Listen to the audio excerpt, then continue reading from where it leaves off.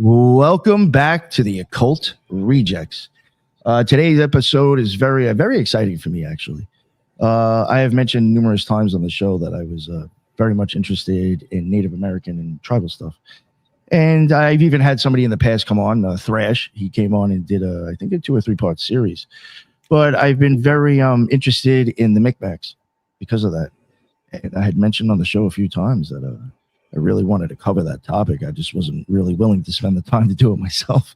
And I didn't know anybody to really do it. So Darlene happened to be listening one day and happened to hit me up on Twitter. And she was like, "Oh, I could definitely come on and cover the Micmacs and this and that, from like experience in her own life." I was like, "Wow, really?"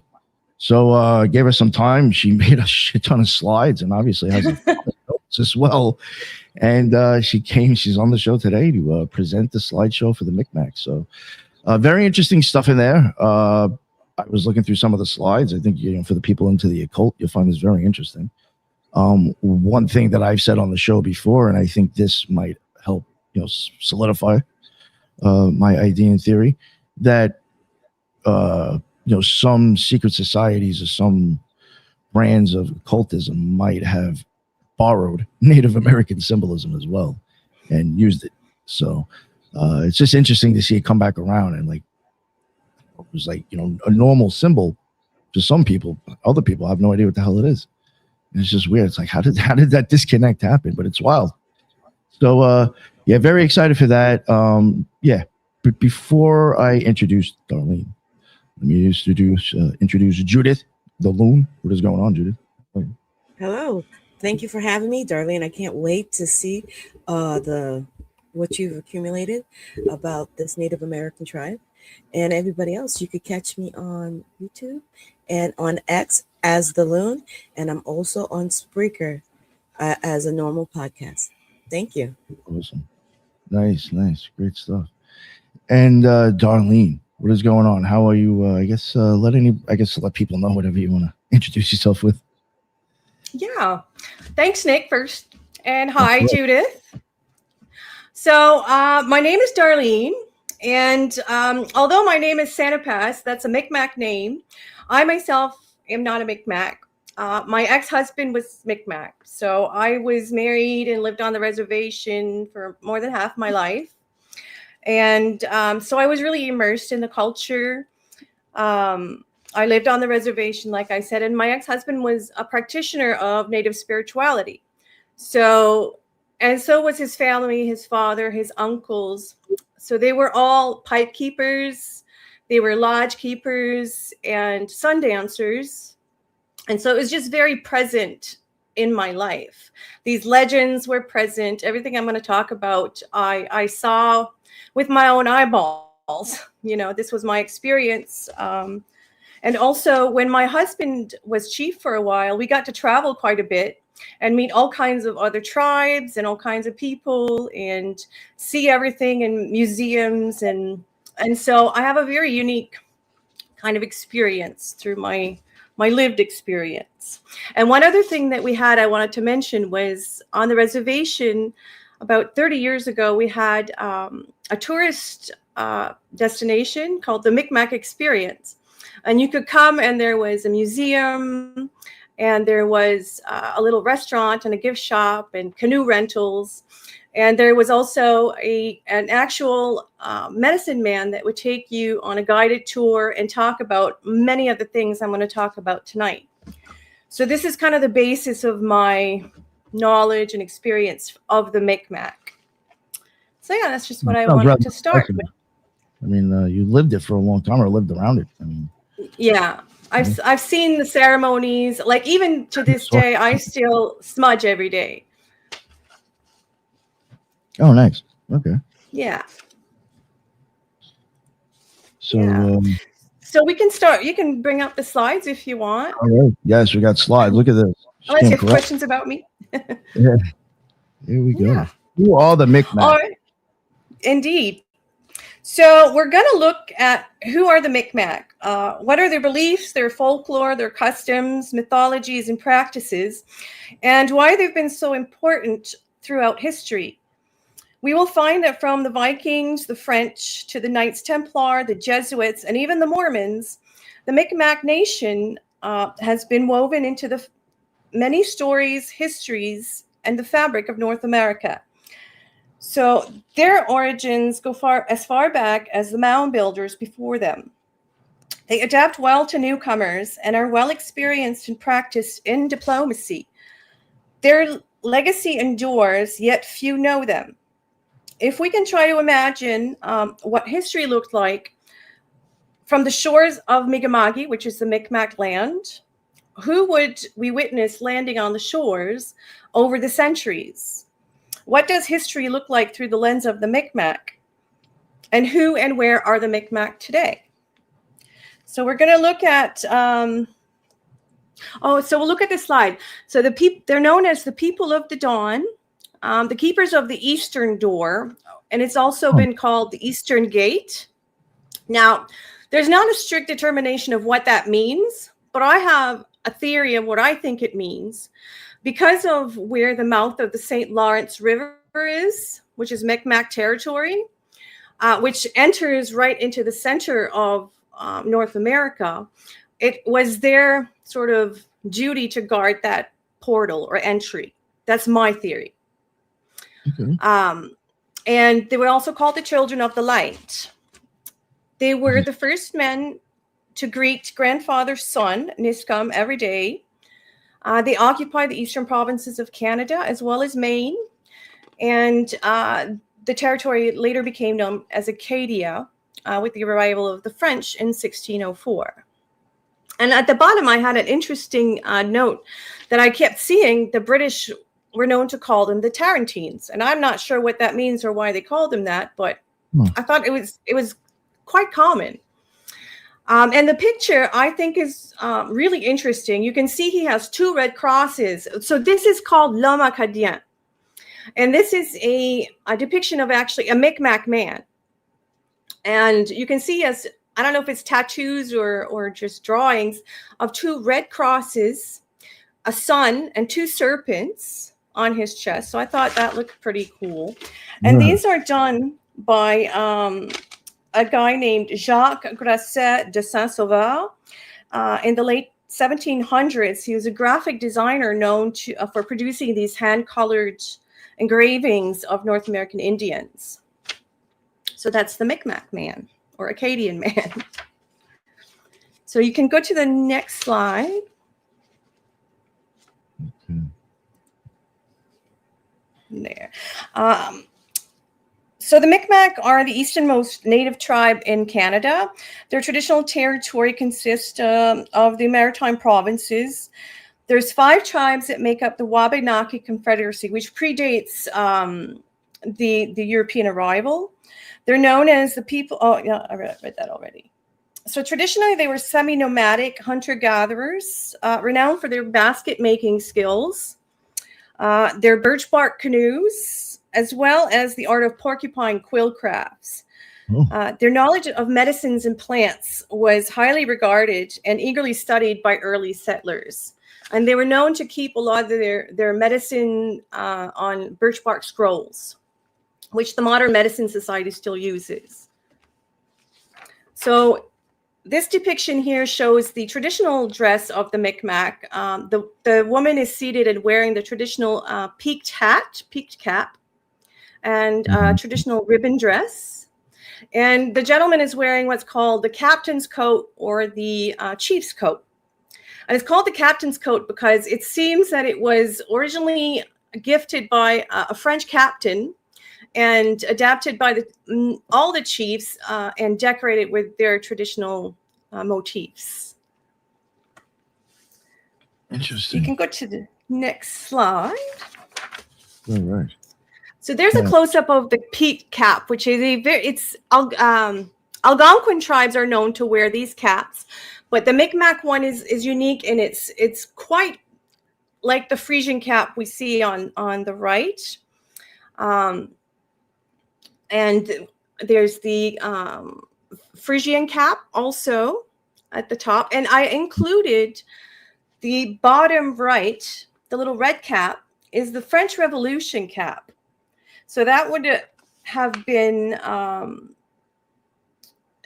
you can see kind of a lineage through Europe and France of this cap moving to the west somehow. Yeah. And I'll show Well, you see, in the next picture. Too, right? You said the same thing with Huh? that jacket, too, right? The same thing with Yeah. that jacket as well. Yeah. There, I'll show the next slide will show, and there's Smurfy, by the way, because he wears a Frisian Yeah. cap too. He's smurfing. Okay, yeah, you can go to the next. So this is a close-up of a chief coat that was gifted to Captain Henry O'Halloran and was made a Micmac honorary chief in 1841. Traditional chief regalia would have included a sash at the waist and leggings. And male headdress would consist of a headband decorated with feathers. So not like the Western Plains Indian big headdress that we think of sometimes. These are mostly more narrow and straight up with a headband. And it said that pre-European styles were said to be similar, but crafted with skins. The Micmac were eager to trade furs for cloths and quickly gained mastery in decorating and embellishing them. So they were wild about cloth, and they loved the ease with which they could decorate them. And so they became very decorated. The hat is dope, right? That hat is pretty cool. So the next, the bottom one there is an actual captain's coat. So you can see kind of the original version and the Micmac version eventually. And then the top one, sorry? They really did add to it for sure. Yeah.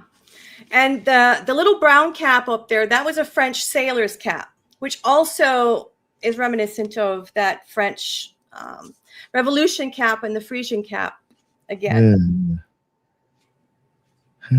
We can go to the next slide. Yeah. So there I have a map, just in case people aren't familiar with the Maritimes. So the green part is New Brunswick. That blue part is Nova Scotia. The red part is Prince Edward Island. And so there's the flag. Oh, hey, old world. So the flag at the bottom, we just saw on Old World Micmac's logo, is the Micmac Grand Council tribe. Now, it is an exact mirror of the Templar flag. So the Templar flag, the star and the moon are inversed. Oh, that's a look at that. That's interesting. What's that? I said, that's wild.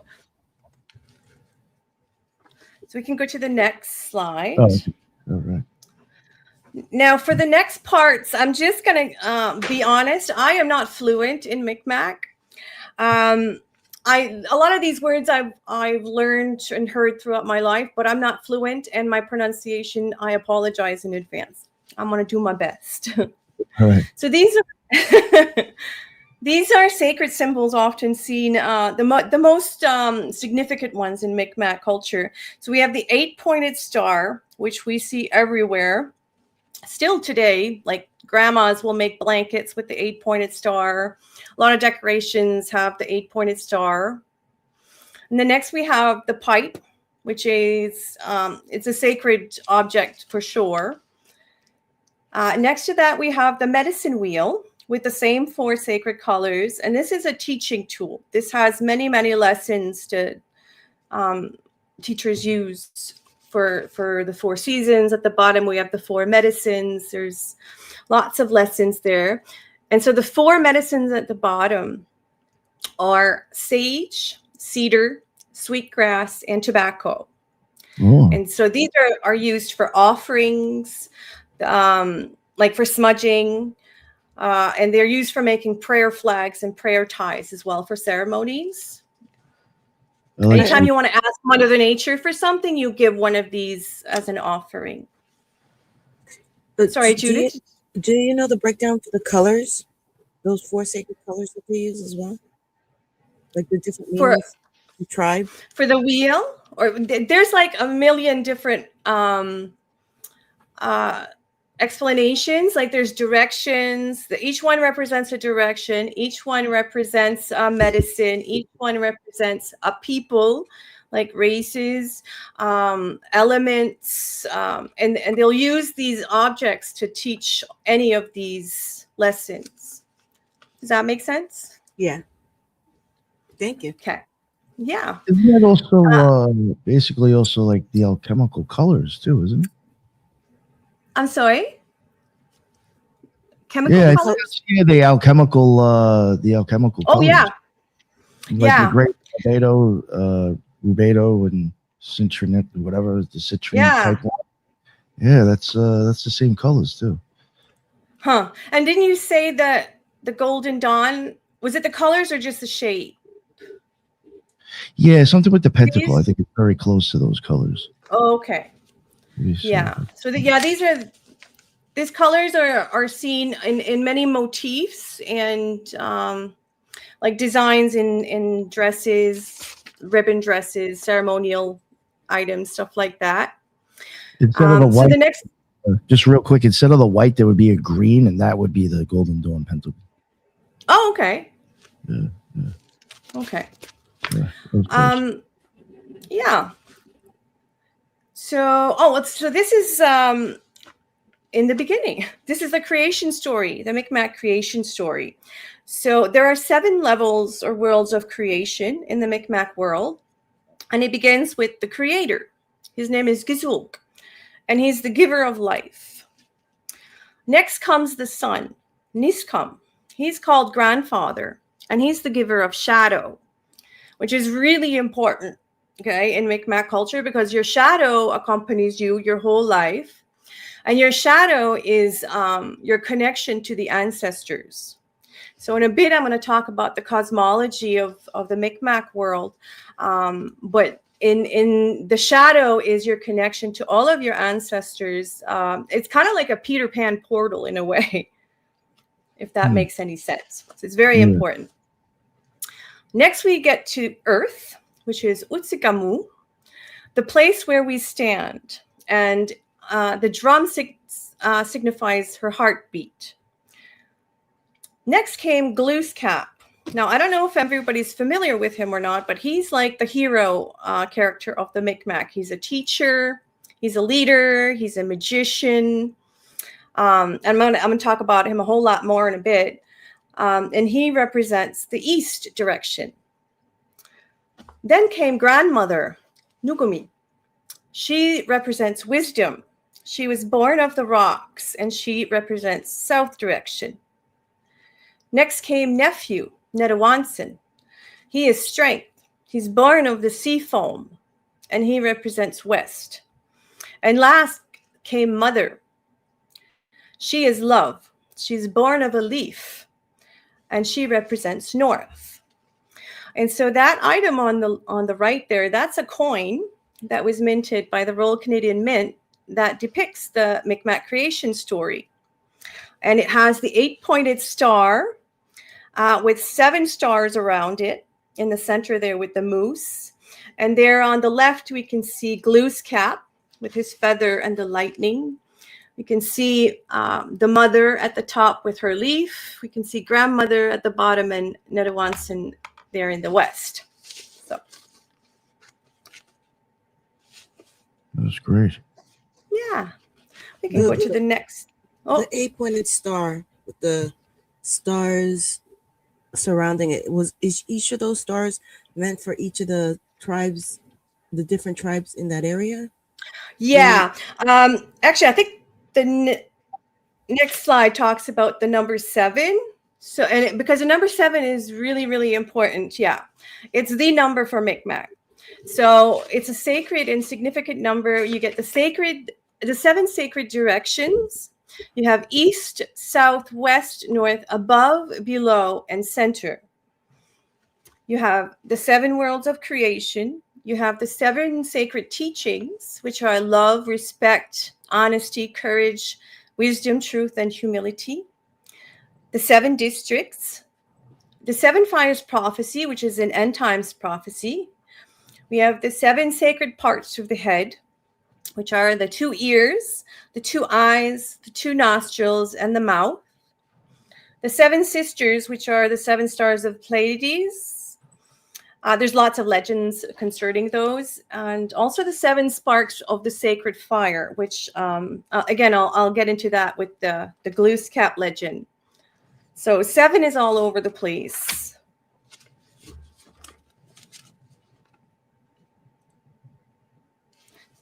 Oh, here we go. Here's the creatures and beasts of the Micmac world. So the world of the Micmac was inhabited by a variety of goblins, cannibals, magicians, witches, elves, fairies, dwarves, and even mermaids.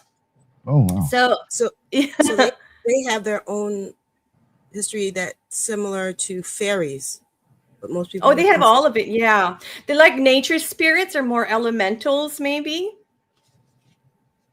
Because there's like the mermaids, for instance, those are water spirits, so they have the ability to manipulate the element. Gotcha. If that makes sense, yeah. Yeah, totally. I get what you're saying. Yeah. So one of the more popular ones and scary is the Chinu. He's a giant ice cannibal with an icy heart. His heart turns to ice when he becomes Chinu, in the shape of a human man. And then to kill this Chinu, you have to make him throw up this icy heart and then throw it in a fire. They're similar to the Wendigos of the Western tribes and traditions. Gotcha. Then we have Boodalada Mooch. Those are stone dwarves, and they're similar to like the little gnome at the top there. They're kind of playful characters. They're the little people, and they live in the forests, and they have little tiny canoes, and they have stories of children coming upon them and the Boodalada inviting them into the canoe. And so the children, of course, are way bigger, and they say, we can't get in there because the whole canoe will tip. And they say, no, get in. And as soon as they put one foot in, they start shrinking to the size of the little people. So they have magical powers. And actually, they're still very present in modern culture. Like my kids were growing up, everybody talks about Boodalada Mooch. If something went missing in your house, you blame Boodalada Mooch. Or they move it sometimes. You look for something and then you find it somewhere else. They play tricks on you. So they still talk about that. I'm going to date myself, but it almost sounds like the source of a little cartoon. Unless you grew up in the 80s, you don't know this cartoon's called The Littles. I remember The Littles. Yes. Yeah, it is The Littles. So I'm wondering if this was like the prototype for them to come up with that cartoon. The chicken or the egg, maybe. I'm not sure. So then we have the Gukwes, who's a hairy man-eating ogre. He is half man, half beast, and is known to carry away children in a basket on his back. That creature at the bottom corner is Skarektamok. So he's the ghost of an evil sorcerer. He's a revenant, an undead, and he's a vampire. He lives in Ghost World, which I'm going to talk about soon. Then we have Sabawelnu, which are the mermaids. These are nature spirits, and they're called halfway people of the water, and they're alluring and dangerous. We have Jipigjum, which is the horned sea serpent. Now, this is a creature that can be as small as a worm or as big as a whale. He's a shapeshifter in size, and he will show up at the end times. And then we have Wimpy, who's a giant magician and enemy of Glooscap. There's so many legends of these two, like messing around and trying to off each other, and so they're like mortal enemies forever. So we can go to the next slide if you want. I do have to ask a question before you get, because especially with this slide, we're going to have a lot of questions. But I'm trying to figure out whether a lot of these the historical depictions were influenced by the French? Because they're up in Canada, correct? The French are, yes, for No, sure. no. The tribe is originally from up The there in the, Mi'kmaq? yes, Yes. in the Canadian. So I'm trying to figure out the influence that they had. Did the French have the influence, or did they, when they got together, it was like the French was sharing their Well, tales? they loved each other. The French and the Mi'kmaq were very friendly.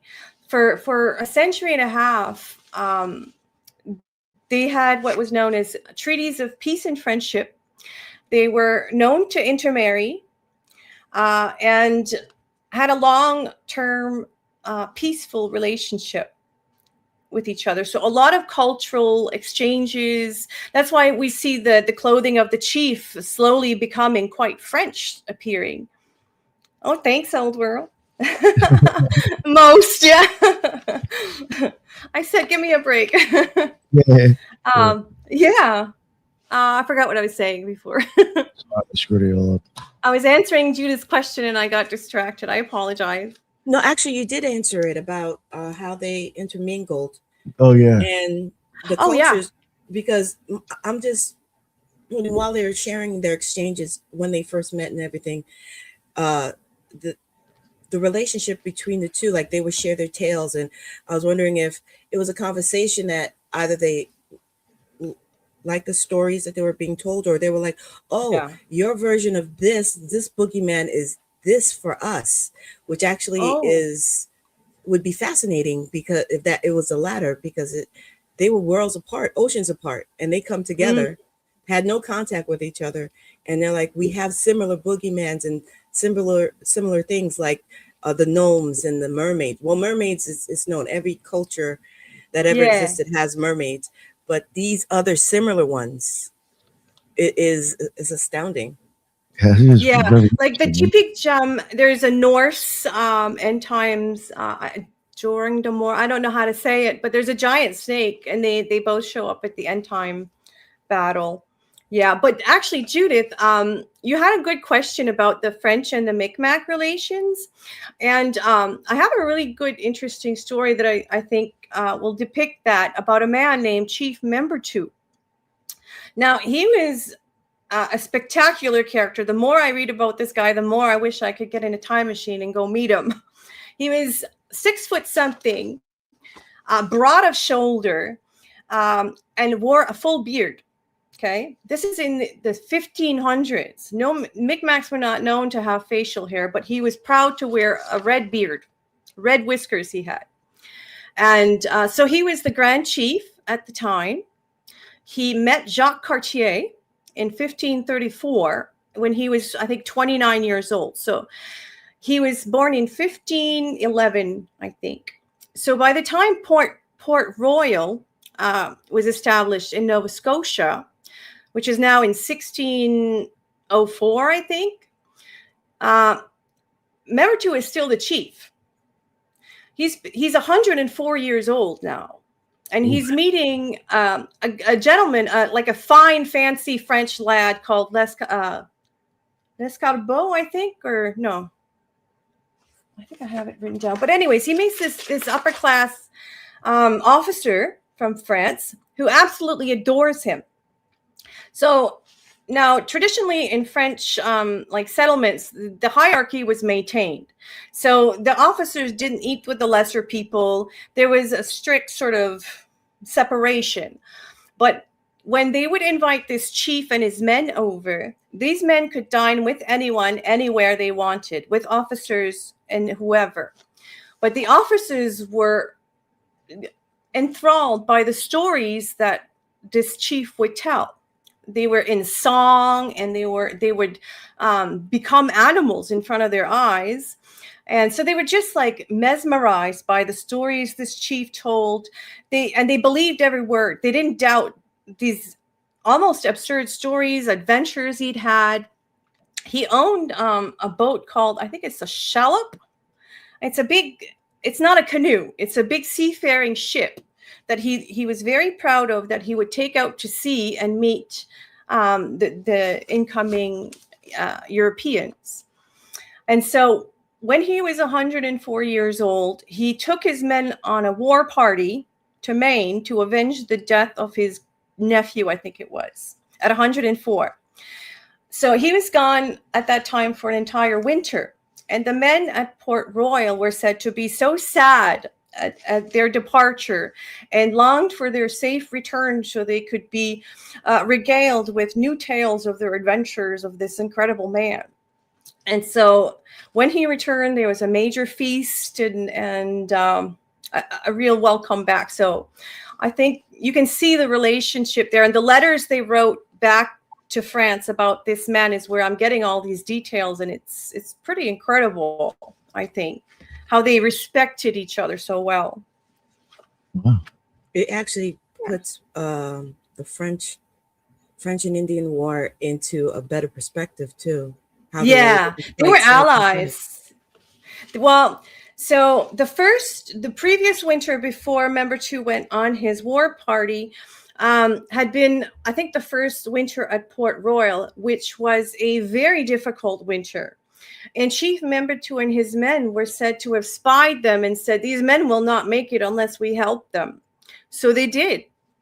And that started these really lifelong respectful relationships between the men. So we can go to the next slide, Nick, if you want. Sure. So there's tons and tons of petroglyphs out here. These are mostly all found in Nova Scotia. The first one there is, of course, the 8-pointed star. This is found in Bedford Barrens, Nova Scotia. Notice that there's some doodad there up in the right corner. Now, rarely is this shown as an entire photo. Usually you see the 8-pointed star, but not the little jigger at top. And that's said to be something to do with the phases of the moon. So I thought that was a cool one to add there. Okay. The second one is a picture depicting, a giant ship, a tall ship, and what seems to be some shape-shifting creatures. They seem to be half men, half trees, or antlers. Mm. I'm not sure. And that is also in Nova Scotia. The next one is a strange one. This is a etching of one of the petroglyphs, but it shows a 6-pointed star with a letter in the center. And I thought, well, that's strange. And some G, sort of right? a sailboat. What's that? Is it a G? Yeah, I mean, that's what it looks like, right? What do you see? Yeah, I'm not sure what the significance is, but I thought, it's interesting. It's a lot of stars. The one next to it is actually still used today. This is an etching as well. This is still used by the Grand Council. This is an ancient symbol still used today. I don't know if you can really make out the bottom one too well. This is a wild scene. At the bottom, there's a little Davy Crockett looking guy. Looks like he's got like a raccoon hat or something. And then there's the giant moose, and there's a man on a horse and a couple of priests, maybe? I'm not sure. A lot going on. Yeah, I see the Davy Crockett. Yeah. You see him? Yeah. They're all good on the bottom. Cool. Yeah. I'm wondering if that symbolized like maybe a hunt. And during the time of this drawing, do you know if the French settlers were there by then? It looks like priests or Jesuits, maybe. Because they're the ones on the left there, they look like they're wearing robes and holding a cross to me, but I could be wrong. Definitely I'm not does sure look if there's like the, both the tribe and some sort of white people together. Yeah. I'm not sure what any of them mean, honestly. I just know I don't even know when they were scratched. The one next to it, the number 6 there, this is actually a much, much bigger petroglyph. It actually shows, I think, 3 serpents, a sun, and what I think is a woman. But I'm not sure what the significance is there either. It could be a legend. And then the last one at the bottom is them showing a whale hunt, which they did on a canoe.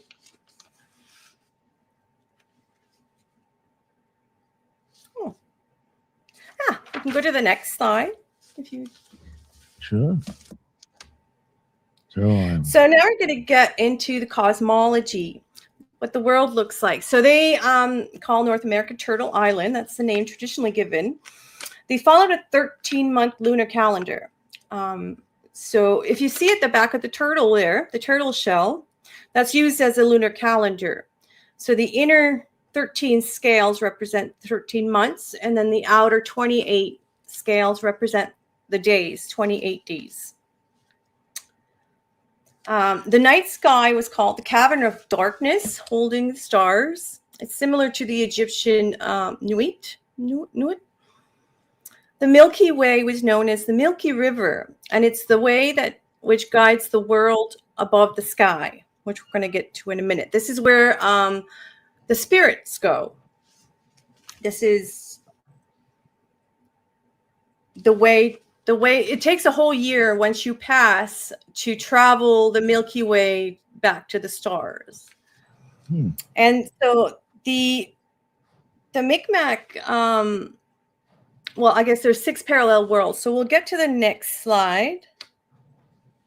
I can't remember what it was, exactly what it was. It could have been some sort of tribe.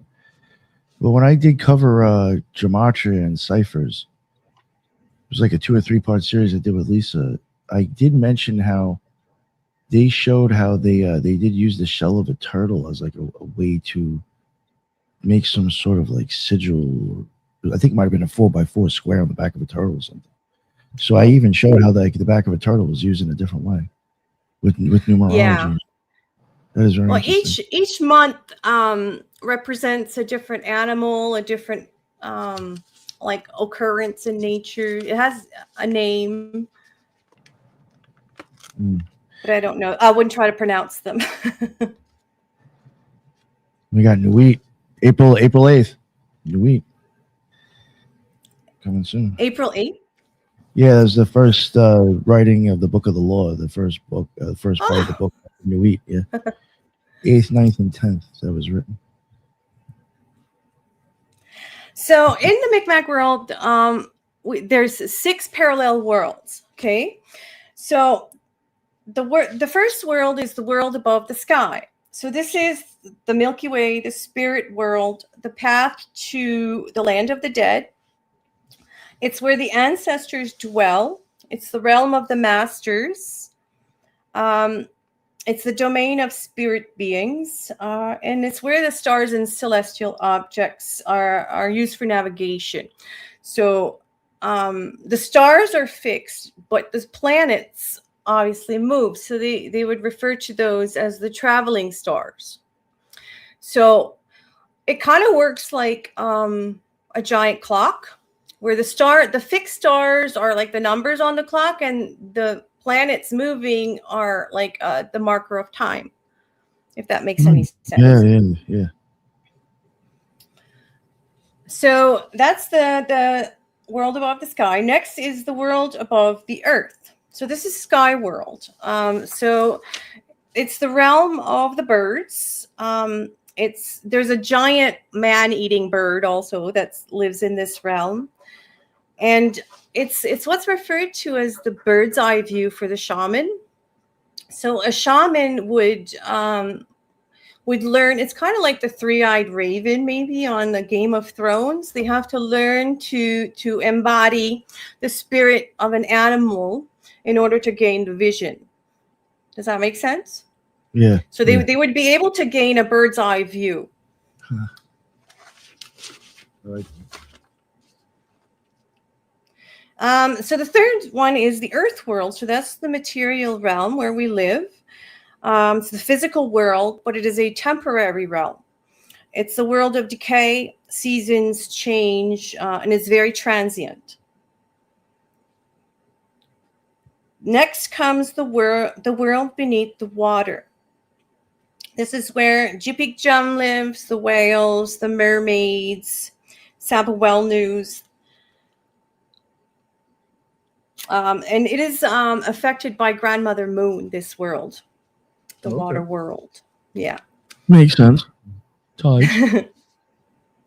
Then we have the world beneath the earth. And this one is kind of interesting. It's accessible. It's an accessible realm. You can get there through secret tunnels, mountains. It's not an underworld. It doesn't have like undead creatures, but it's another realm inhabited by unique dwellers. And any Buin, who's a magician or a medicine man, has to travel through this world to gain power and knowledge and wisdom.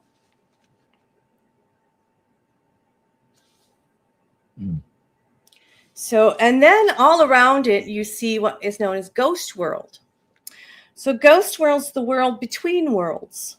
It's a spirit world, a land of lost souls, like the Skerektamuk, the undead witch doctor. It's a dangerous realm. It can be tricky or distorted. It's full of dangers for the uninitiated. But a shaman could travel there for medicine even. Shamans have access to all of the worlds. It's like layers of density. If you think about it, the top one is lighter than air. Then you have air and earth, and then more and more dense the more you go.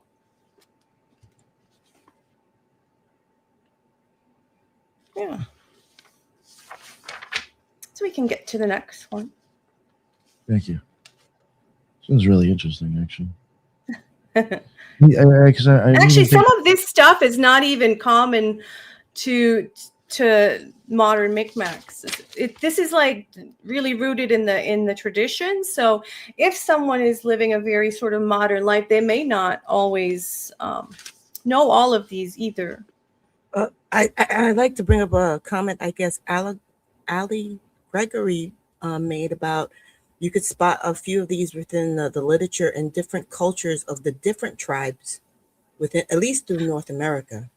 Oh, the creatures? No, well, this sixth world level, the sixth world concept that you just went over. Oh, because most of the time, if you take a deep dive, similar. Yeah. Oh, you say this one actually says the shell.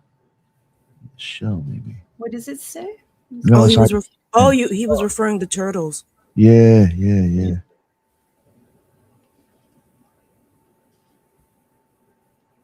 Okay. Actually, here's a fun fact. Santa Pass, my name, is known as Turtle Clan. Oh. And the Turtle Clan, each of the seven there's seven tribes or clans associated with like a totem or an animal. And so Turtle is responsible for their wisdom keepers. Because they're ancient, they're old, they're slow, and they're long lived. So they carry wisdom for a long time. So anybody who's Turtle Clan, that's their duty, I guess. You see, he's got Ala Gregory or whatever you call yourself. You got a Grateful Dead logo. What do you think about Terrapin Station and the turtle on that? I've always thought that their turtle symbolism was actually a cult. To tell you the truth. A band? Yeah, the Grateful Dead. Yeah. They're very spiritual. Oh, yeah, okay. They pull from a lot of different spiritual. If you look at any old album covers, there's a lot of wild stuff out there, like from the 70s and 80s. Like all the Journey covers is all Egyptian stuff, and so we can go to the Glooscap. Yeah, there we go. So there's Glooscap. So this is an actual statue not far from here. It's really tall. It's like, I don't know, 40 feet tall. That's got to be tall. It's huge. And he's holding a torch. He carries the fire. So Glooscap is a benevolent Promethean figure. He's similar to Quetzalcoatl or Viracocha figures. He was created from lightning. He's created from 3 bolts of lightning. And so the first bolt of lightning gives him the form of a man, but he's still bound to the earth and has no senses. And so the second bolt of lightning gives him the 5 sacred parts of the head. So now he has senses. He can see and hear and taste and speak, but he's still bound to the earth. And then comes this third bolt of lightning, which frees him from the ground and makes him free to roam. So that's how he is born. He's the creator of mankind. Now there's 2 variations of how he goes about to create mankind. The first one we mentioned earlier, which is the 7 sacred sparks of the sacred fire. So it says that once Glooskap and his grandmother made the first sacred fire, 7 sparks flew out, and then another 7 sparks, creating the first 7 men and 7 women of the 7 districts. The other variation speaks of Glooskap using his arrow to shoot at the ash tree and created man from ash tree. He's also a shapeshifter. He's a magician. He wears a magical belt. He's responsible for naming all the animals, all the plants, and the stars. He's always accompanied by 2 dogs, or sometimes they're wolves. And also he's also accompanied by 2 messengers, which are loons. Hey, loon. Mhm. He has an evil twin called Malsum. Now, Malsum is called the wolf also. And he is kind of a trickster. And he likes to go around undoing things that Glooskap has done.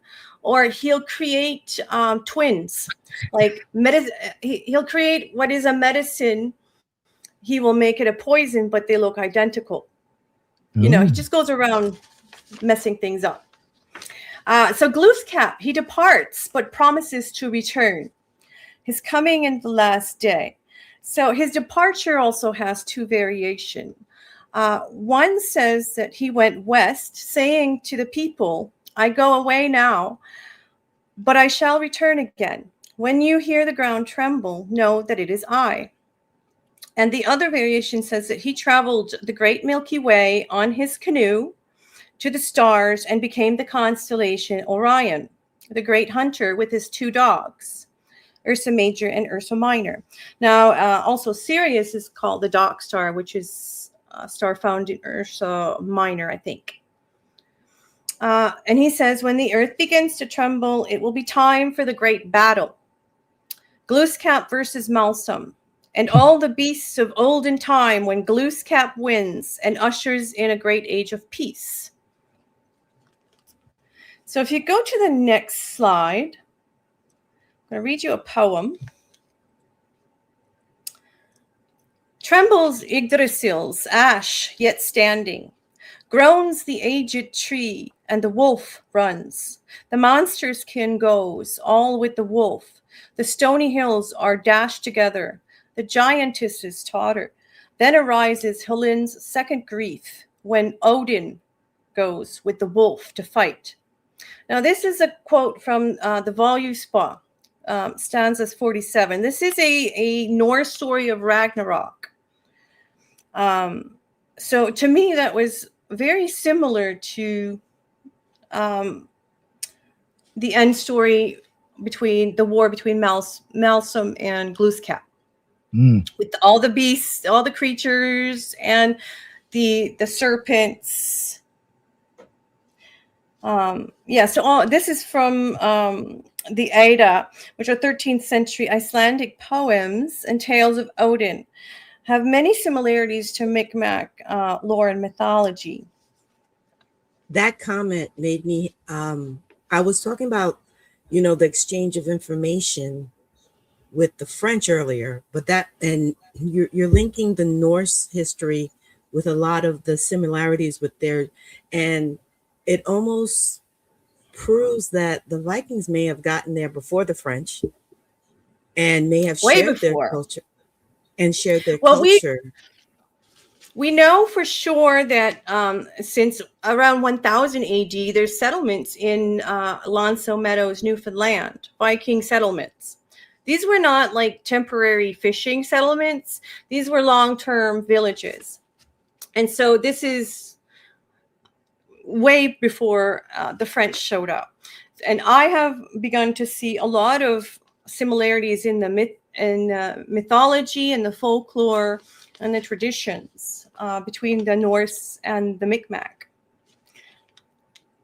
Actually, there's also a lot of archaeological evidence linking the Vikings to lots of places in North America, including all the way to Minnesota. Oh. There's the, what is it called? The Kensington Stone in Minnesota. Oh, yeah. And there's the Yarmouth Runic Stone, which is in Nova Scotia. Is possibly a relic left by Leif Erikson in Nova Scotia. And I was about to say something, and Mark popped it up in the chat as well. The red-headed Indians as well. The fact that the chief that you spoke of earlier had a red beard. I was a little surprised by that. I was like, yeah. And he was proud of it. But I'll tell you something funny. My ex-husband had black hair, but when he grew a beard, he had red whiskers. That was some Norse dude knocked up some Mi'kmaq chick. No doubt. Actually, there's Mi'kmaq blood in Iceland. There's a story. Where is that story?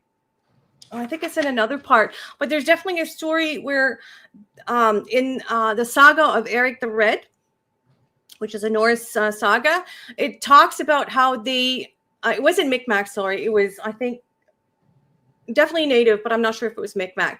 They took these two children to Iceland, native children, taught them the language, and now there's direct DNA tracing lineage in Iceland back to North America. So there was a crisscrossing between the cultures, I believe.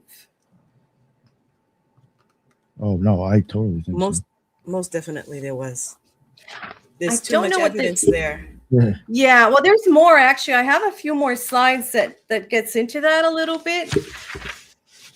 I think the next one shows the similarities between Glooskap and Odin. Oh, and you can notice the tree there. That's the Yggdrasil's tree of life there. Oh, there you go. He knows what I'm talking about. He's got a little bit of red hair. It's not uncommon to see red whiskers on Mi'kmaq men. It's true. So we can go to the next slide. There we go. Okay.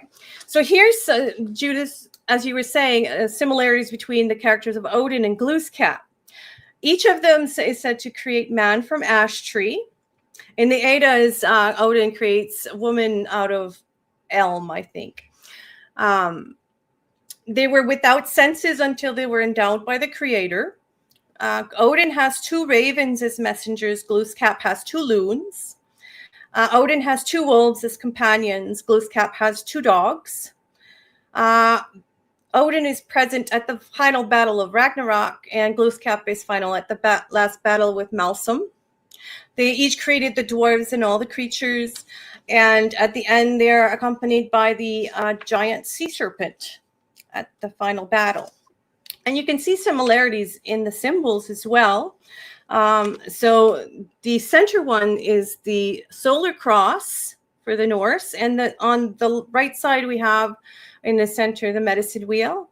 At the bottom is each depiction of the 8-pointed star, kind of a variation of the Norse one. And at the top left is the what do you call them? The runes. So this is how they show you get the runes from the 8-pointed star, which is a Mi'kmaq symbol. So the Norse runes come from the 8-pointed star. Do I know? Mark? No, I don't. You think you go ahead, Judy? You did mention earlier that sometimes they were wolves. In some legends, they call them wolves. So there's a lot of wolf symbology too, which I think is very Viking. They're the sons of Ulf, right? The sons of the wolf. And so Malsum is known as the wolf. He has sometimes two wolves at his side. I find it convincing and interesting. Yeah.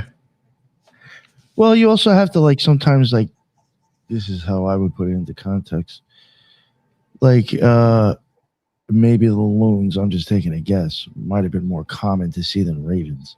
So they just attribute it to whatever was around them that they could use and see. You know what I'm saying? So sometimes I wonder if that's even the difference. It's just they are reading it, but they're just going to use things that, they're equivalent.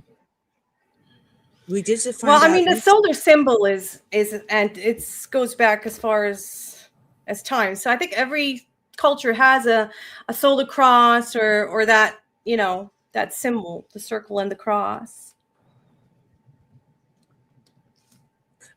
And we did find out yesterday that the Canadians do love the loons. It is popular. It's not as popular down here in the US, but I know it's popular in Canada as well. This is another Shout out reason. to the loon. Yeah, it's another reason why I even thought. I'm like, well, the loon is probably more normal to see over there than ravens, maybe. Yeah, ravens. Well, there are some, but they're more of a western bird, like a western coast. But you do see them occasionally. Yeah. This is pretty cool. It's very interesting. So we can go to the next slide. Oh, this is just a side by side of the cosmology. So the left one is, you see in the center is Midgard. You see the axis and the poles is, and the one on the right is the Micmac. So they're quite similar. Yeah. Yeah. I just thought that was interesting. Another parallel. Yeah. Sure. I thought I'd just throw that in there. We can go to the next. So this shows, so the reason I included this chariot card is because I do tarot.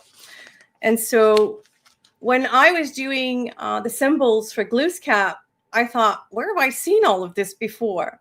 So I took out my tarot cards and I was like, well, there's two sphinxes. Oh, and his dogs are usually a black and a white Glooskaps. So when I saw the chariot card with the black and white sphinx, on his chest, he has an 8-pointed star. He wears a crown of stars and he's a canopy of stars above his head. He holds a magic wand and he has a belt. So Glooskap also has a magic belt. And I don't know if you're familiar with the Crowley deck, the Thoth deck. So that's the one in the middle there. And he's usually shown depicting in this one what's referred to as the Holy Grail. And that kind of gets into the later part of the presentation. But I thought that was interesting that the archetypes are kind of the same. You see the same symbols appear over and over again. So that's why I put that there. I'm not saying it means anything. I'm just saying I noticed a lot of symbols. So, yeah, we can go to the next slide. So the Norse and the Vikings in America is becoming, I think, a more widely accepted theory. I think archaeology, maybe mainstream, is losing its grip on the narrative, hopefully. So we're looking at also Greenland settlements. And like I said, as far back as Minnesota, there's a Kensington runestone. And they have a pretty big, I think, heritage from Scandinavia. I'm not sure which countries exactly, but you know what I wanted to mention real quick? You mentioned it earlier, and now when you just said it again, the Kensington runestone. This is really interesting because I don't know. Did you mention Knights Templars earlier? Yeah. Scott Walter from the Knights Templars supposedly, and I saw him say this live in front of my face, they deciphered this tablet and supposedly have found the bones of Mary, Jesus, and one of the arks. I saw that. He's a Knights Templar. He's open about I know. that. Well, actually, a lot of this Kensington runestone is attached to Scott Walter. Like, he's probably the if you look up these kind of things, you're going to come across Scott Walter. He's probably the biggest supporter of this theory. And he's an actual forensic geologist, I think. something. Actually, Yeah. I met that guy and walked Mount Pilot with him. Oh yeah. Yeah, North You should Carolina. have him on your show. I've actually tried to. I mean, he said he would, but then the guy never answered me. He even followed me on He's Twitter. everywhere though. Yeah. I should hit him up again, maybe. Actually, I don't know. Yeah. But yeah, There's always something new coming out. Oh yeah. Well, that's another thing too. I mean, the guy's filming shit, so he's pretty busy. And I'll just keep it real. Yeah. Like, if he's on a podcast, I'm sure he wants to go on a bigger show than mine. Let's see. So yeah, the Vikings were called, I said earlier, the sons of Ulf, or the wolves of the seas. Yeah, and it shows that the map there just shows their trajectories. They were well known to sail those seas often in their classic serpent ships. It would be it would be fitting for them to be called wolves of the sea, because till this day those routes are not the kindest. It's supposed to be the roughest seas. So the fact that they made it. There is the what do you call that? The way the you just follow the currents. There's some way to follow some currents, I think. But I don't know.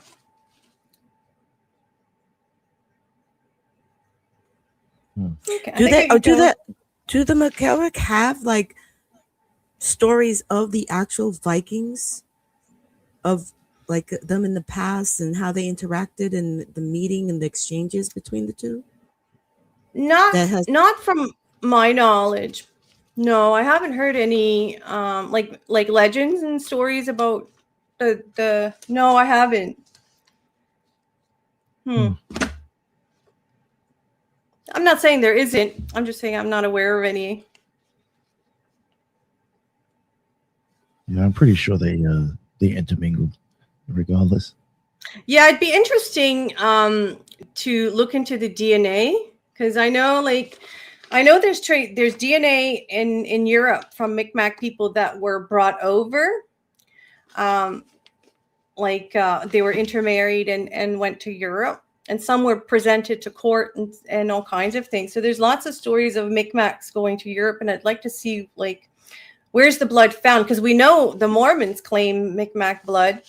So I'd like to see where that has spread to. I wonder if there's a comprehensive study going on. Oh, that was another reason why I was very interested in the Micmac. And you did say that at the beginning, and I should have mentioned it. I totally forgot. It's the whole Mormon thing, too. I find that very interesting. That blew my mind, because the Micmac stuff I knew my whole life. But this part of the presentation, I didn't know anything about. And the Mormon stuff, I didn't know anything about until I had heard Heidi Love talking about it. And when she started talking about the language and the bloodlines, and I was like, wait a minute, what is she talking about? How does that even happen? I'd never heard of it.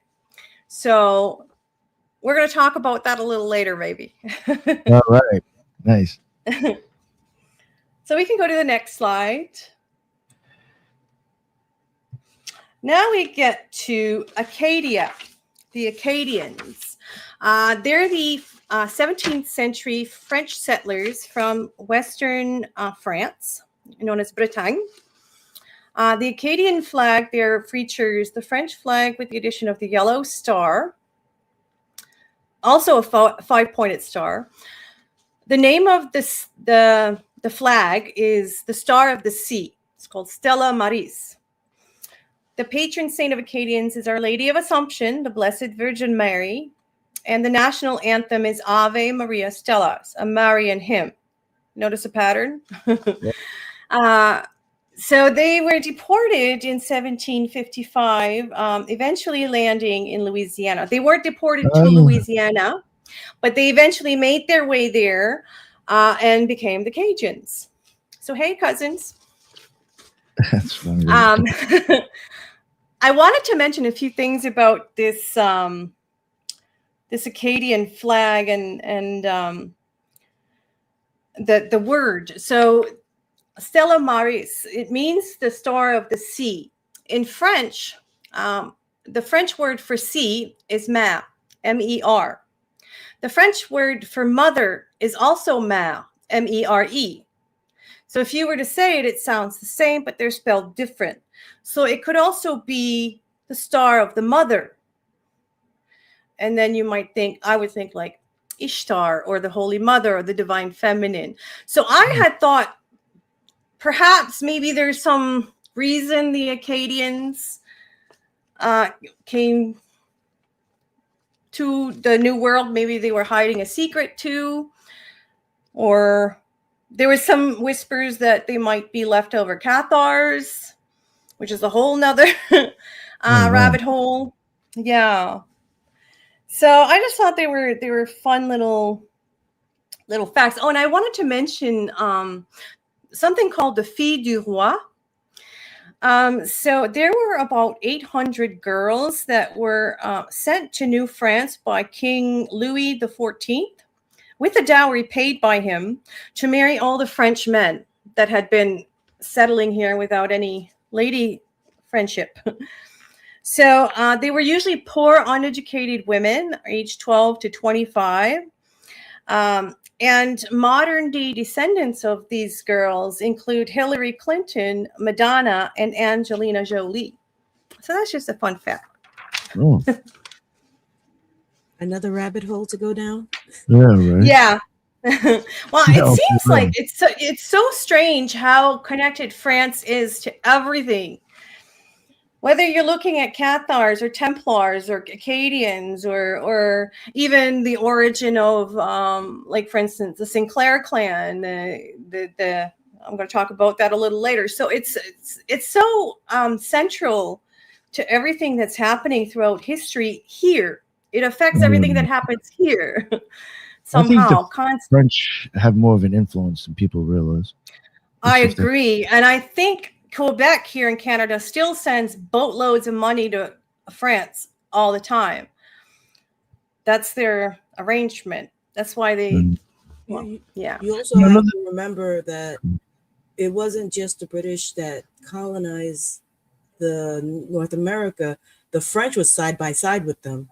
Yes. And had just as much territory, if not more, than the original British. Well, what happened here in Acadia, too, is because of these long-term relationships between the Acadian and the Mi'kmaq, they were allies. That was a team against the British. They could not defeat the Mi'kmaq if they were going to fight for each other. So the British deported the French and weakened the Mi'kmaq. And won. Wow. Yeah. You can go to the next slide. slide. I don't want to like jump too far with like a stretch, but even thinking of Nuit earlier, I mean, that would be another female deity associated with stars. Oh, yeah. Yeah, well, the first thing that came to mind when I was doing this wordplay with the star and the sea and the mother was Ishtar kept coming to my mind because the star of Ishtar, the star of the mother. Anyways, that's just my association, but it's very sort of divine, feminine, Marian, Blessed Virgin. It's there's a theme.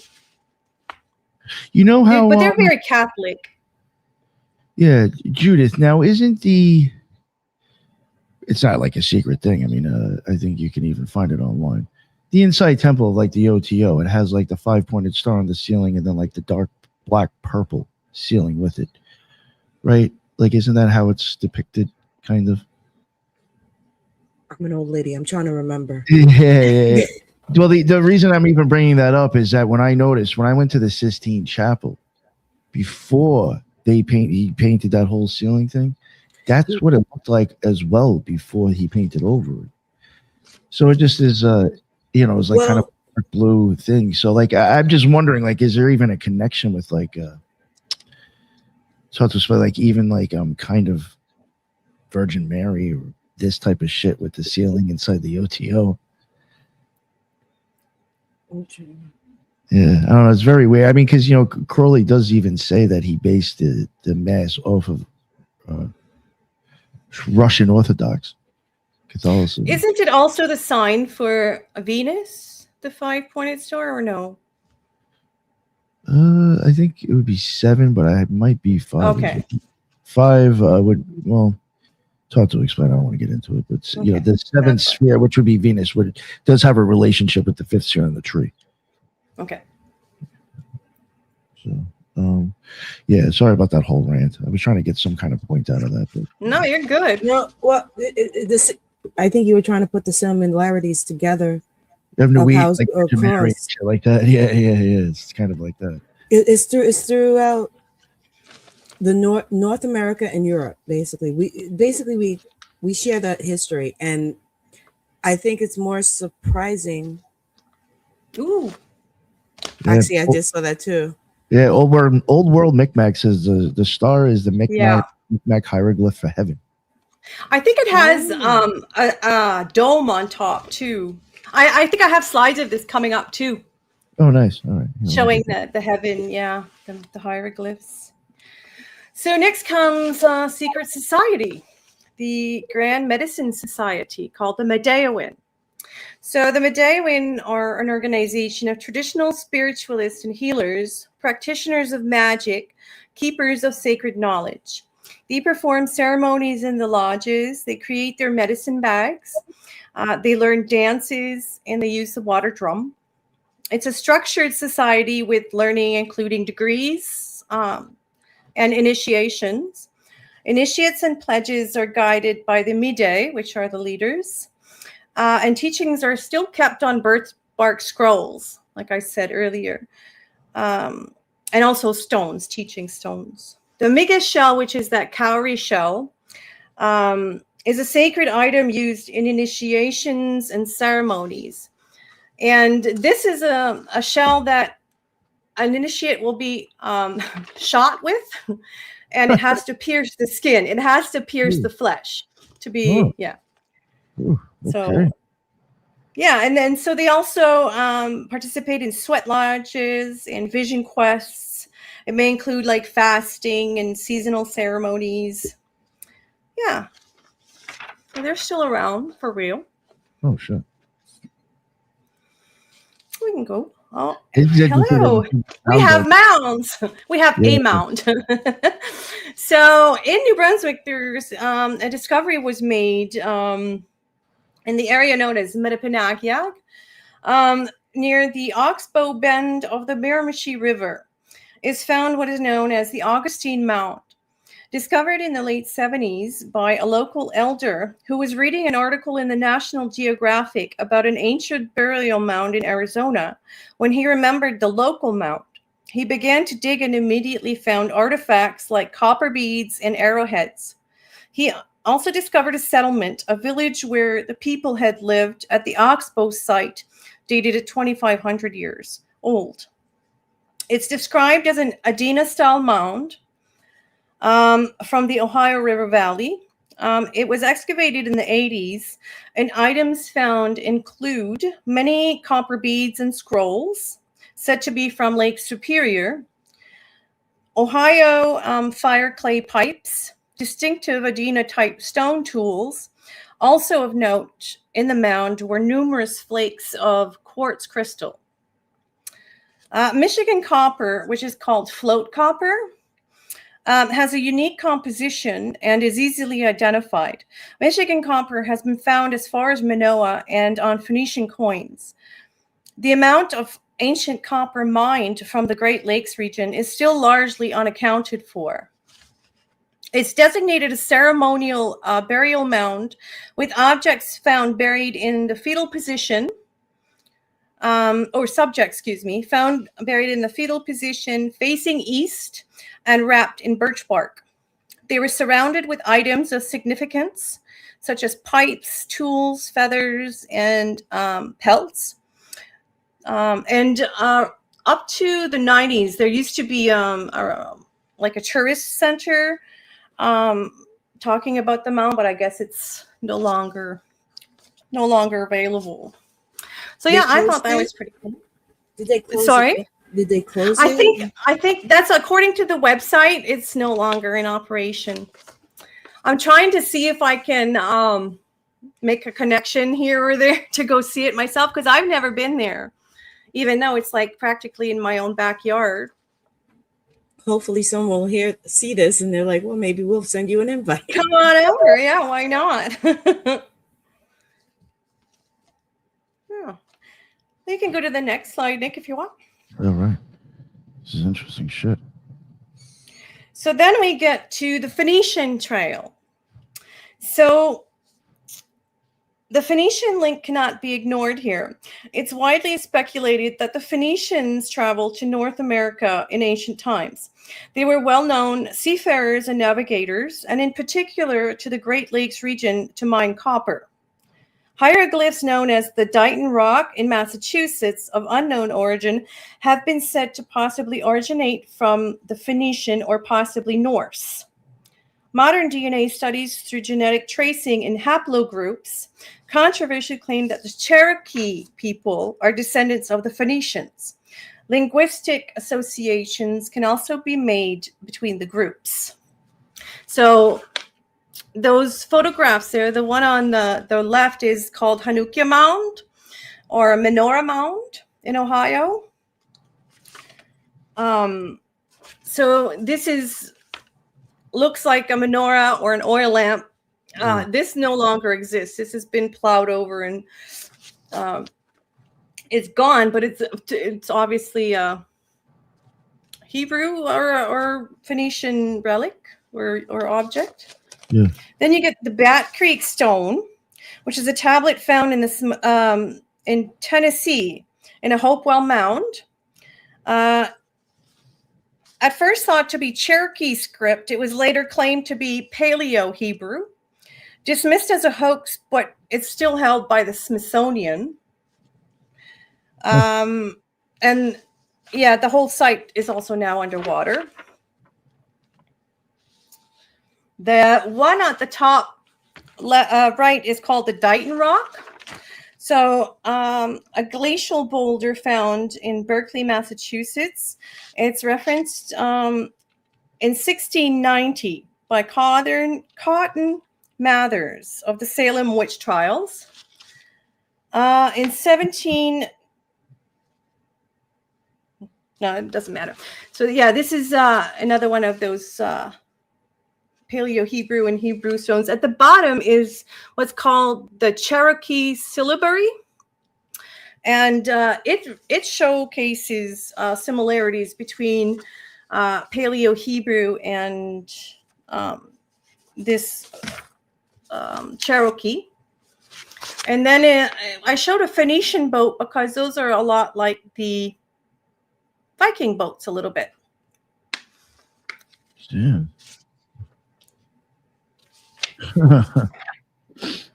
So yeah, I've got like notes on tons of stones. I'm just going to skip them, but there's like literally like buckets.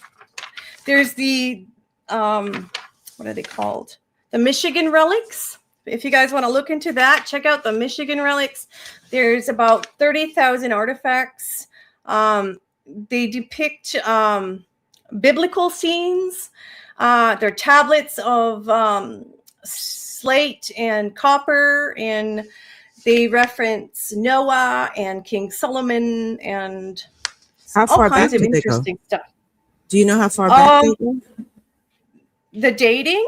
Yes. I think they said, I want to say 300 AD, but don't quote me. That's very significant. You might want to fact check me on that. But that's what I think I saw. Yeah, that one is a really significant one. And there's like literally like tons. I have 4 pages of notes on all kinds of stones and stuff, but yeah. Any questions? No. Okay. So here, it says, go to the Jew of whom the Lamanites are a remnant, that they may believe the gospel, and look not for a Messiah to come who has already come. So this is from the Book of Mormon. I was going to interrupt you and be like, don't the Mormons believe in the Lamanites? Before I read the rest. Yeah, now I don't know a Nephite from a Lamanite. Like I don't know Mormon, but I do. Each other, I think. Yeah. I do know they believe that the ancient or the native tribes or remnants of the tribes of Israel. And it's funny because here in New Brunswick, I have often heard, it's kind of like a whisper and a half joke, but they throw it out there. It's kind of like, we're one of the lost tribes, or they say we're one of the lost tribes of Israel. So it's not necessarily that they believe it, but there's an awareness that in the collective somehow, if that makes sense. Yeah. No, there's I don't know. There's a lot of weird stuff about the whole Mormon. Yeah. There's just a lot of even the whole thing with Joseph Smith being, which the church admits on YouTube. They even have a 3-minute video that they do admit he was a Freemason. I even had Carl Crusher on the show who got married in a Mormon temple, and he saw the plain as day Masonic symbolism as you start getting farther into the thing where you got to start shaking hands through fucking shit. And he said, and the veil. Yeah. He says it's so wild. He says if you didn't know anything about it, you wouldn't, but it's like right there in your face that there's actually legit Masonic symbolism in your face during your wedding. Yeah. Well, they say that Joseph Smith stole the Masonic rituals and made them Mormon. I don't know. I'm not a Mormon, but yeah, and then the thing is too is like what you showed earlier. Even when you were showing some of the stuff, there was a G in there, like fucking a what? A G? Yeah, I know. That looked. That's what I was going to ask you about that picture. Yeah. What does it mean? I don't know. Very interesting. Yeah, and there's also some It's a what? A lot of crossover, like all over the place. But it's all linked. You see, like we have Micmacs and Norse and Phoenicians, and they're not disconnected. And the French, always the French. Yes. Even Crowley, I think, had high regards for Joseph Smith. And then there was a Lamb. I bet you he did. Crowley was talking to Lamb. Huh. There's not a weird shit with that because even I think even the guy who scribed for Joseph Smith was like Crowdry instead of Crowley. It was like 1 or 2 letters. Oh yeah. So weird. Yeah. And then even the Meadow Massacre. There was the Mountain Meadow Massacre that the Mormons and some Indian tribes had. Yes. That landed on between September 9th to the 11th. It's like so fucking weird. Some of like these dates and stories. Yeah. You know more about the dates and stuff than I do. It's so fucking weird. Yeah. I think it's all connected. That's what I think. I mean, nobody's got to believe what I believe, but I believe what I'm putting out here is connected. I can't necessarily like show all the links, but I'm putting the pieces together and there's nodal points that they all connect to. So number 7 again. Yeah, with the little it was interesting. Good point. All right, here we go with the Mormons again. So the white gods. And some Mormons do believe Quetzalcoatl and Jesus Christ are the same thing.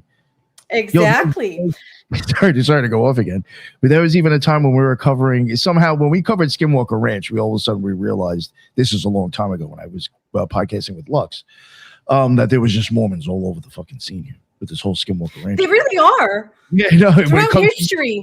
Shit, they're fucking all over that stuff. It's very weird. They pop up everywhere. Yeah, but I was looking into it because all of a sudden I was like, yo, what's up with this? This is the Mormons. So I really started looking into their shit.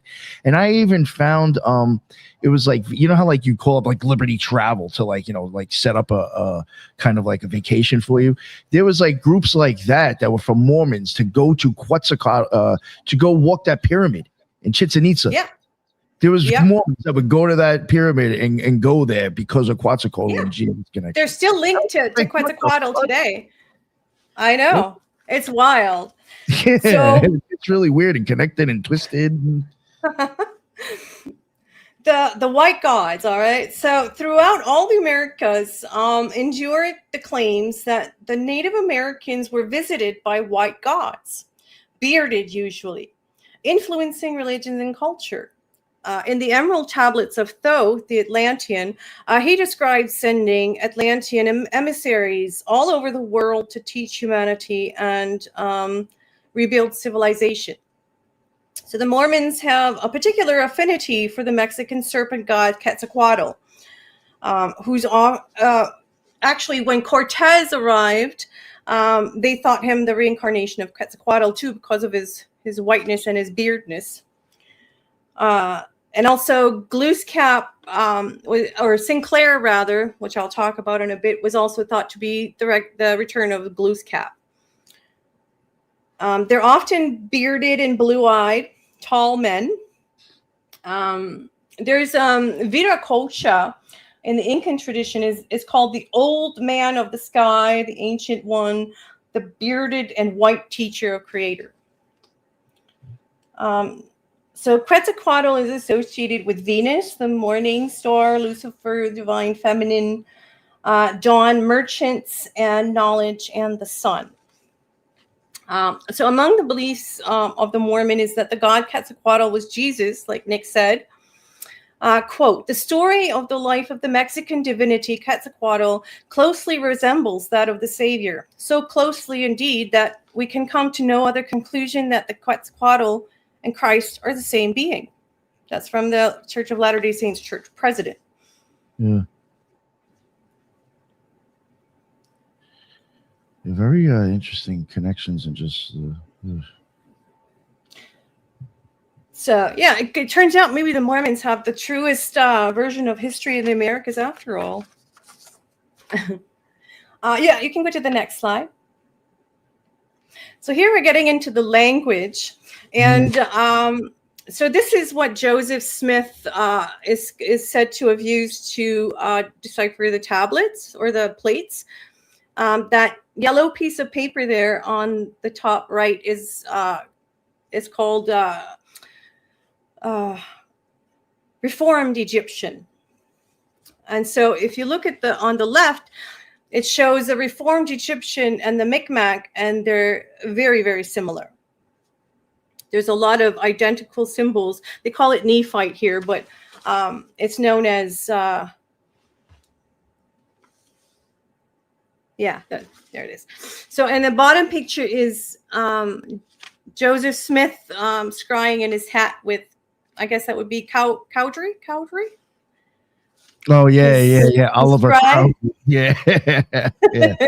Yeah. It's weird names. This is like, it sounds so much like somebody else. Well, I just thought it was really interesting that it's the same letters. It's the same.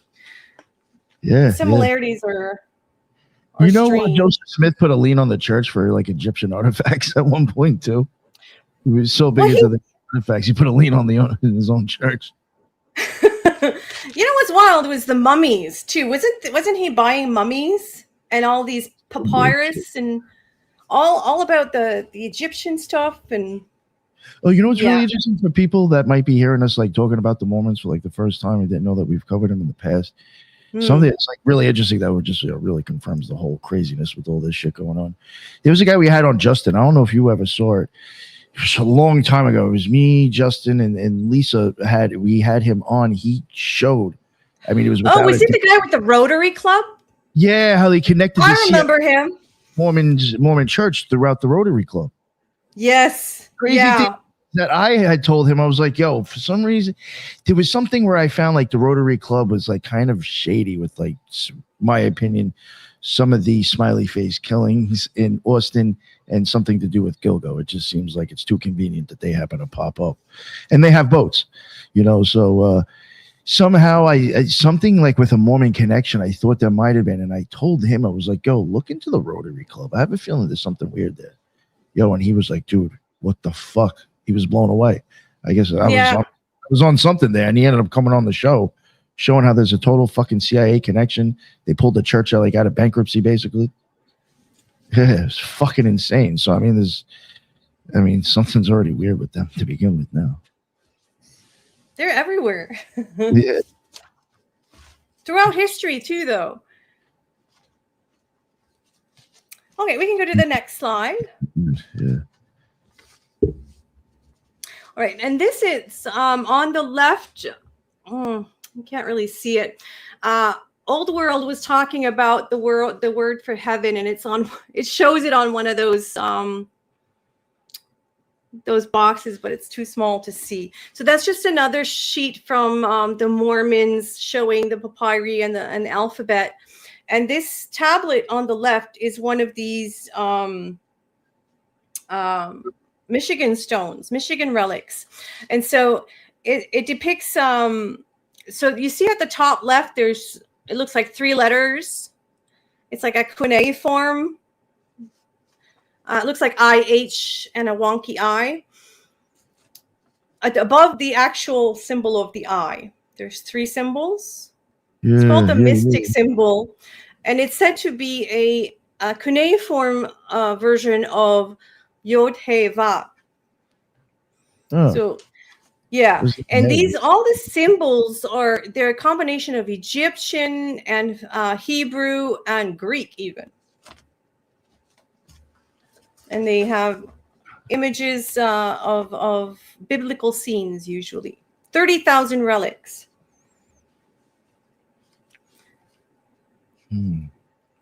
So yeah, you can go to the next one. All right. So the Mi'kmaq language is illustrated by hieroglyphs, petroglyphs, and mnemonic devices. So like the turtle shell we talked about earlier would be one of those. The wampum belts is another one. So there's stories woven into the wampum. So when they recount the stories or the legends, they use the object to tell the story. There are striking similarities between the Mi'kmaq language and what is known as Reformed Egyptian, which is also the language used by the founder of the Church of Jesus Christ and Latter-day Saints while he was translating the golden plates, and was said that the language he used by the ancient inhabitants he called the Nephites. Early settlers and explorers soon began to study and translate the language. French Jesuit missionaries and Catholic priests were interested in recording and translating the language, especially prayers. They developed a system of symbols to represent the Mi'kmaq language, allegedly refining and adapting already existing hieroglyphs. The Jesuits wrote many journals and records chronicling daily life of Mi'kmaq and culture through the massive Jesuit Relations and Allied Documents collection. And they're largely the source of early post-contact. There it is. Okay. So the one on the left is just random symbols. I don't have a translation for it. And they're the ancient Egyptian and Mi'kmaq symbol. There's the symbol for heaven, like Old World was saying. The next one is the Lord's Prayer in Mi'kmaq hieroglyphs. And the last image is the cover of what's called the Cowder Bible. And it's all translated in Mi'kmaq hieroglyphs. Yeah, that even has the upside down pentagram in there. Yeah. Yeah. See, the heaven for the ancient Egyptian has like I don't know, a dome or something on top. Yeah, crescent type of thing. Yeah. But yeah. Yeah. So there's some. Oh, go ahead. Yeah, we didn't touch on that last one. I don't think. I'm sorry. Yeah. Go ahead, Judith. I'm kind of curious. Okay, I could get the Norse crossover. I could get the French crossover. How did they get the Egyptian crossover? Because that was crossover. Maybe they're here. Well, that could even go through the Freemasonry. Yeah. Because, and that I would even probably attribute to the French, because there was a lot of them who came over that formed the Order of Cincinnatus in the United States. Yes. There was a lot. Yes, and that's associated to France too. And they were Freemasons. A lot of them were Freemasons, the French and the Yes. Huh. That does have a French chapter, if I'm right. Correct? The Cincinnatus? Sure, yeah. I'm pretty sure. Yeah, Napoleon's generals, I think. Yeah. Yeah, that's a thing that I had thought about looking into at one point. because yeah, like we've covered it on the show I think a few times, but like I had stuff one of the times to even go into the French part, but I just never did. But it is interesting how there's just the friendship part of it doesn't seem to really get talked about too much. Well, don't And forget too that if you believe in the Holy Blood, Holy Grail lore, that Jesus and Mary Magdalene were said to have gone where? The south of France. Yeah. So all of this for me, it's another link because you get all of this secrecy around something. And it's very sort of divine feminine. We get all this mother symbology. I don't know. No, it's curious. Yeah. It's interesting. I'm going to get into the Templars next, actually. All right. Should I go to the next slide? Oh, actually, I have the wampum belts. I'll just show that one real quick because I don't know if everybody knows what that is. All right. So these are ancient records. Original treaties were made on wampum belts too. And so if you see on the bottom there, that shell, that's what they make the beads out of. And there's a really intense purple color that comes from that shell. And it's a really hard shell. So there's stories told through these. There's genealogy. There's all kinds of information kept on these wampum records. So I just thought it'd be fun to show examples of those. Yeah. Oh, pretty cool. All right, here we go. The Templars. Here we go. All right, Templars abroad. So the original order of the Knights Templar was formerly known as the Poor Fellow Soldiers of Christ and the Temple of Solomon, and was founded by Hugh de Payens, the first Grand Master, and 9 other French knights. They performed major excavations in Jerusalem. They made a vow to promise chastity, obedience, and poverty, and were known to hold all property in common. Among the men who marched into Jerusalem alongside Hugh de Payens was Henri St. Clair. Hugh de Payens married Henry St. Clair's niece and was given land in Scotland as a dowry. So there we see the symbol, of course, of the Templars, which is that red cross. Yeah, so this gets into the Holy Blood, Holy Grail mythology. And I know not everybody kind of follows that, but I started when I read, obviously the Dan Brown books, and then I got into all the other books, and it's not a no for me because there's a lot of evidence that supports that they came here for something. Oh, there was I mean, I think at this point it might. Well, I don't know. Maybe it's not. I thought it was like kind of like taken as like historically true that there's like buildings or things that were built here before Columbus that has their keystone and their fucking shit right on it. Like, well, that the signatures are on the stone. What is that tower? I have a slide of it coming up, but there's the tower in Newport Tower. Oh, okay, maybe not. Yes. It's a masonry building. It's a lighthouse, I think. Didn't it? Isn't it supposed to be a lighthouse? Or I'm not certain what it was. I know it's a circular building, and Templars build these circle churches. So, yeah, I'll get into that. I have a slide for that coming up too. Yeah, you can go to the next slide. So, of course, this is associated with Rosslyn Chapel. So that was made famous by the books such as the Da Vinci Code and Holy Blood, Holy Grail. Near Edinburgh is the village of Rosslyn, where we find Rosslyn Chapel, built between 1440 and 1490 by William St. Clair. It's a structure rich in Templar Masonic symbols and said to be a copy of the Temple of Solomon. There appear carvings in stone depicting a Masonic initiation, as well as the pillars of Boaz and Yakin, as well as ears of corn thought to be unknown in Europe at the time. The name Sinclair Saint Clair, Santo Claro, or Sanctus Clarus means holy light, and originated in Normandy, France. Again, William Sinclair became the first Earl of Caithness, Baron of Rosslyn, and Earl of Orkney.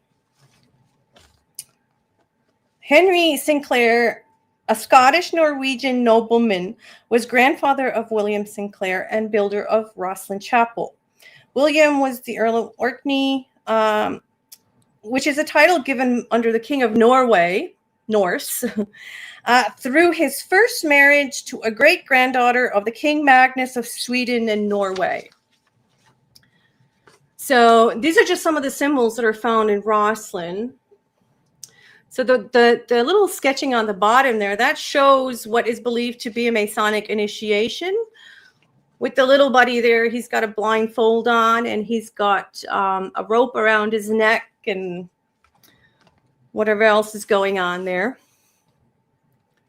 There's some depictions of some knights, and yeah. Mm. Interesting shit. Have you guys ever been there? No. Anybody? No. No? No, Okay, that me place either. looks, just that one picture right there, that detail is like insane. Which one? Yeah, there's the symbols in that place See, are well, as you see, they have that green man too. They Even that keep column. finding the columns, yeah. And they found something in one of the columns too, I think. And there's the rose windows. See, a lot And of yeah, that, like I said, that's just a lot of that Yeah, shit. I go ahead. wonder, like, if it's to change the frequencies and shit, man. Because I do well, cover did you that. just make a video about that?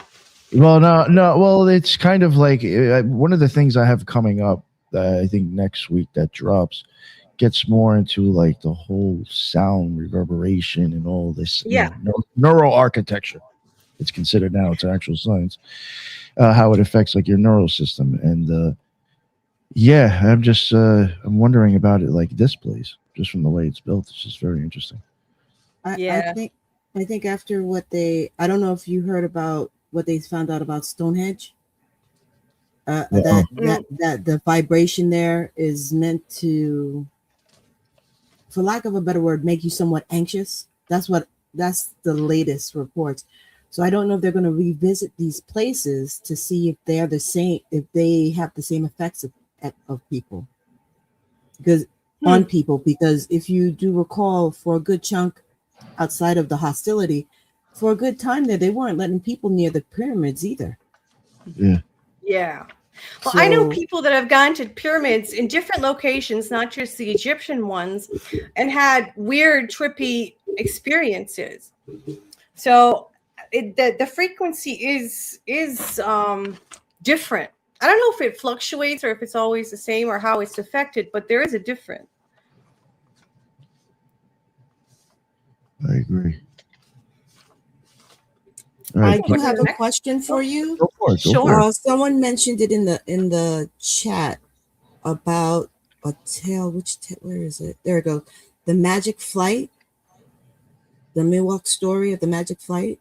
They said it's from Sublimated Node. I'm sorry if I'm butchering your name.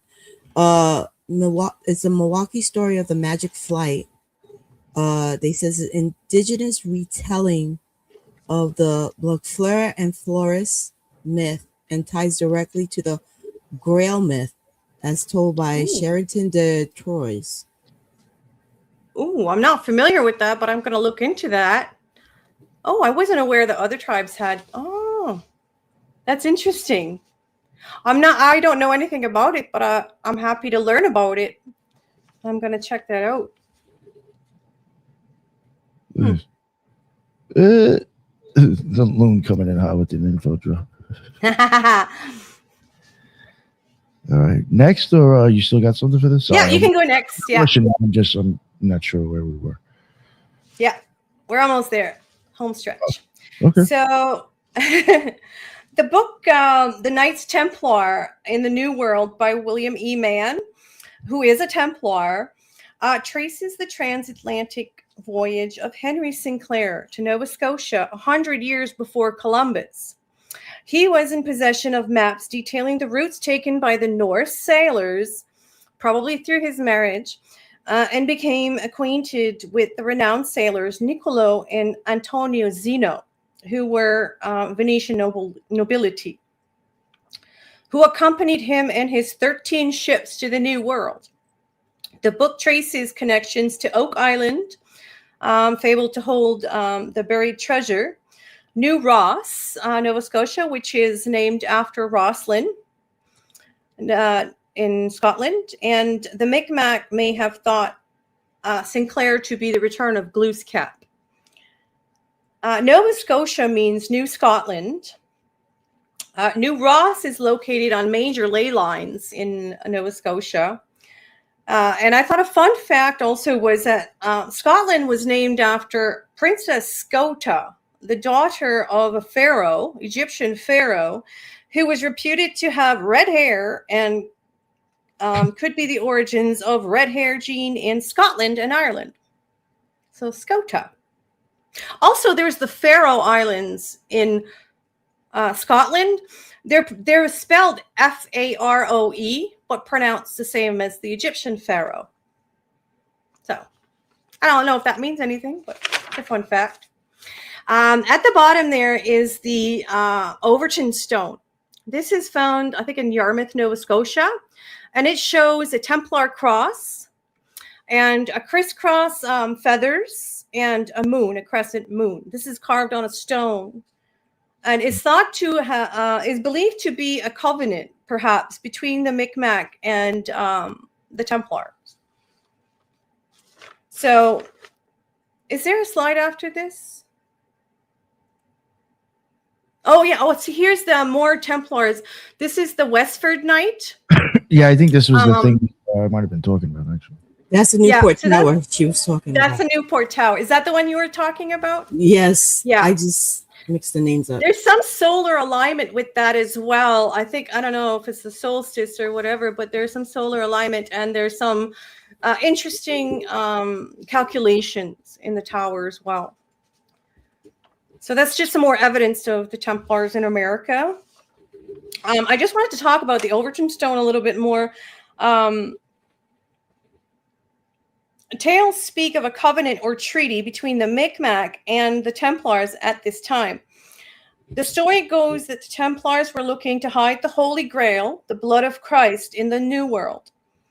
Believers in the Holy Blood, Holy Grail lore maintain that the Templars brought the bloodline of Jesus Christ to the New World and married into some Micmac families. A secret oath, perhaps, or perhaps that's the real hidden treasure they're talking about. Also, it might explain why Joseph Smith was interested in the Micmac and the bloodline.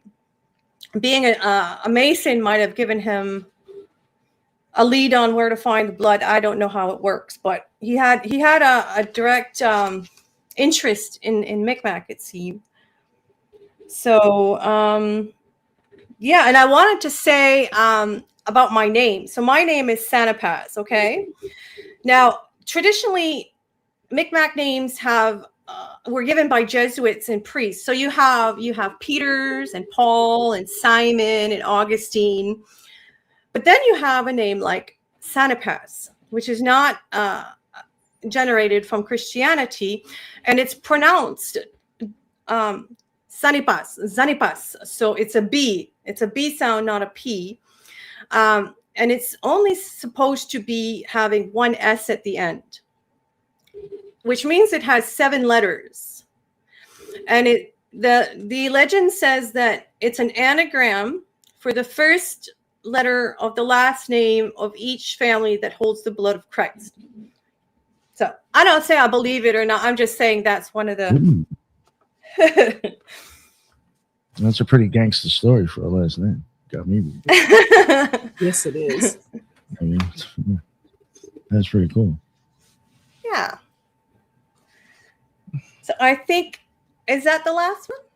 Oh, the stars. Okay. I just showed a bunch of different variations of the 8-pointed star here. And I don't know if everyone's familiar with the Satyr square, or it's also called the Templar square. And that's, if if you find all the A's and O's and join at the center, you get the 8-pointed star. Now the A and the O is also probably the alpha and the omega, maybe. And if you look at the petroglyph 8-pointed star there at the bottom, it kind of reminds me of the Sator square because it keeps circling back to the center, and it has 8 X's on the outside, and if you count the S's and T's on the outer box, there's also 8 boxes. So I just thought there's more connections to the Templar and the Micmac star. And also the one with the skull is said to be the oath skull of the Templar. So when you took your oath, you put your hand on that skull. Mm-hmm. And there's also the star of Ishtar. So there's again, the 8-pointed star is like a ubiquitous symbol across all history, really. You see it across different variations and forms. Yeah, the Sator Square has also been considered sometimes. They could be. Doesn't mean this is true. Maybe it could be a specific type of Christian, but there was houses that supposedly were found that would kind of have those like on it somewhere, and they claim that was also a way of Christians letting other Christians know that I'm a Christian when it was not safe. Yeah. That was it's definitely a Christian symbol. Yeah, that was around Christian symbology. The same time that supposedly, like, if you met a Christian in the street, I guess somewhere where, like, and if you had a stick on you, you draw like one part of the fish, and then they would draw the other part on the ground to finish it off, and that would be a way of that were Christians, supposedly. So it was like around that time where they were supposedly doing things like that to let other people know what's up. I don't know how true that is. Yeah, well, the Sator Square, like if you really work with it, you can get to like magic squares, like the Mars Square and Saturn Square and stuff like that. So it's really like, it's full of secrets, really, when you think about it. So I just thought it was interesting to show it next to it's neighbor in Micmac country there. Yeah. So we can go to the next one, and that shows more 8-pointed stars and squares. But the top one I want to show because the first image is a pyramid. And if you open the pyramid and flatten it, you get the 8-pointed star, which is also the third image is a photo of a photon. So this is like a microscopic image of a photon. Which is the same image. So it feels like science is confirming finding symbols hidden in the microscopic. When I was at a Cosmic Summit 2025, whatever. The last Cosmic Summit, there was a guy, Bob Greenfield, something like that. Bob Green something. And he was I don't know him himself, but he was talking about, I know at one point he was mentioning, I think his father or his grandfather was a Mason, and he had all these relics left over, and somehow this guy, I guess, got interested in it and started showing how like some of their symbolism literally was like going back to like weird shit like what you're showing here. How it was like actually going back to like science, and I was like, what the fuck? Well, modern science is finding all these images in the microscopic that are like the yin and yang symbol, or this Templar cross, or like things that I don't know. They find their way back somehow, because that wasn't the origin. Obviously, they weren't looking at microscopes and seeing these images. And you know what the thing is? If because it's not a known, like, I don't know. I think that possibly that the science that we have, like, we've gone through this a couple times. And if you take that as a possibility, all this starts to make sense that it's actually just occulted fucking science. Yes. Sometimes. Yeah. Maybe. It could go back to, I don't want to do this. And I know I know one person who's going to smile when I say this, but it could actually support the whole Anunnaki situation too, hidden in plain sight. Yeah. Yeah. Yeah. Well, it would explain a lot of things, like how all this shit was built that we can't do now. It would make sense because they had just back then they maybe were a little bit more advanced than we are now. And A little Yeah. bit. well, yeah. Yeah. Well, I mean, you know, the thing is, it's like who knows how far advanced some people are? We just don't know. You know what I'm saying? Well, it's also like if we think of North America as the New World, we think before Columbus arrived, this was nothing but like empty space. But there's obviously been civilization after civilization, time, like since the beginning of time. So can we stop pretending that isn't there? There's even been a few of the things that I've covered on the show for like their architecture, or if it was like some sort of solar or like lunar place. There was a few of them where the whatever native tribes that were there that are even known to be the earliest ones associated with it, they even say it was here already. Yeah. There's ones out there that they don't even say who they knew who built it because there is no answer. Well, the Hopi, I think, believe that they're in the fifth world right now. So every other world, including the sun associated with that world, was destroyed, and everything is reborn from. It's kind of like Planet of the Apes. It's just an endless cycle of recycling, and time doesn't really matter. There's even been things that, like, not to start getting into like conspiracy world again, but I mean, I guess we're already there with this stuff. There's even like certain things like with certain buildings, like even the Empire State. I think it was the Empire State Building. Supposedly was constructed in 2 years. Long story short, things that you see that are supposedly were like not known. Like, I guess, like, all right, put it this way: it's like if we didn't have the technology we have now, well, we know something exists somewhere that we haven't been to yet. You understand what I'm getting at? Like, if you want to go back like 150 years, you don't know what the fuck anything looks like anyway, because you don't have fucking TV, you don't have fucking internet, you don't got somebody sending you videos of what they're doing in Nigeria. You know what I'm saying? Like on Instagram. So like I do wonder if there was like certain times there was things that might have pre-existed, and once I guess society started getting like a little bit more like connected, you got to start coming up and saying, oh, like, yeah, we just built this now. Yeah. Well, yeah, I mean, the whole, like, I guess they call it Tartaria, but all of those buildings don't belong in this timeline. We can't make any of them. We don't remember building any of them. Where does this come from? So it's kind of like the Adena Mounds are from another time. Those buildings are from another time. Nothing makes sense in history. We got to figure this shit out on our own, I think. Yo, if you were to even look at some of like the old pictures from like New York, you're gonna see like a lot of Black and Native American people, and it's just like, yeah, who built those fucking, like, if you still go back to then and look, like, you got dudes with like, you know, like little rifles, but like if you start looking at some of the buildings and the architecture in those pictures, you got to start wondering, like, they built that? Yeah. It still doesn't make any sense. I've seen some pictures of that online, and I'm just like, that is a pretty fucking insane building that those Native Americans supposedly in the New York area are standing against right now. I think we need to be asking more questions about everything. Even if we don't get the answers, we just got to ask more questions, because this shit don't make sense. When I don't have answers, I just ask more questions. We're totally off the topic. So. I'm sorry. Yeah. Go ahead. Those questions actually leads to more questions, but they also connect a lot of dots. Exactly. And rounding it back up to the Mi'kmaq is that Mi'kmaq. Sorry. Yeah. Yeah, that's good. Bad with pronunciation. Oh, I butchered it. I have a hard time. There's a million ways to pronounce it.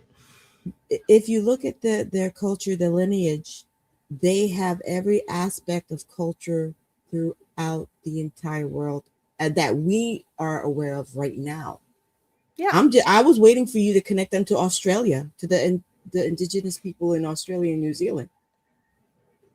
I think everything's connected in ways that we just can't see yet. Like, everything seems so far apart through history, like so disparate and distanced, but also we think, oh, Europe is so far away across the ocean, we could never get there. But really, we got to start shrinking things. Even the timeline, we got to look at it.